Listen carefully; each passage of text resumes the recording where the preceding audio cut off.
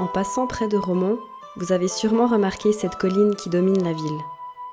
Ici, le château de Romont vous attend, un espace où histoire et culture se croisent encore aujourd'hui. Valentin Barre, qui a son bureau ici, présente ce château. Le château, on peut dire qu'il a été divisé en deux. Il y a eu deux étapes. La première étape, c'est pas ce bâtiment, c'est l'autre bâtiment qui était construit au XIIe siècle sur la colline de Romont, où il y a justement la grande tour. L'idée était de voir arriver les ennemis. Et puis la partie dans laquelle on est maintenant, c'est la partie de la préfecture. Le château de Romont, je dirais que c'est quand même le point de départ. D'ailleurs, le fanion, le drapeau du district, et d'ailleurs aussi de la commune de Romont, c'est le château. Donc on voit qu'il y a une importance accrue qui est donnée au château en tant que tel. C'est évidemment aussi un lieu de pouvoir historiquement. Je crois que les Glanois et les Romontois se retrouvent dans leur château.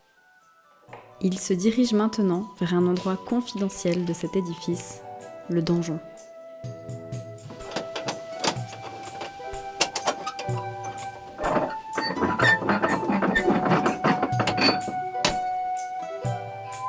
On se trouve dans la partie la plus haute de Romont, c'est le donjon.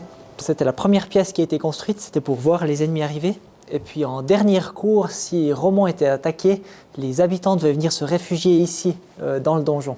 J'aimerais qu'il soit encore plus visité, et puis pour le visiter encore plus, je pense qu'il faut le mettre encore plus en valeur. Typiquement ouvrir le donjon, et puis peut-être mettre en valeur l'histoire en fait, de ce château, et puis l'impact qu'il a eu sur Romont et sur la Glane.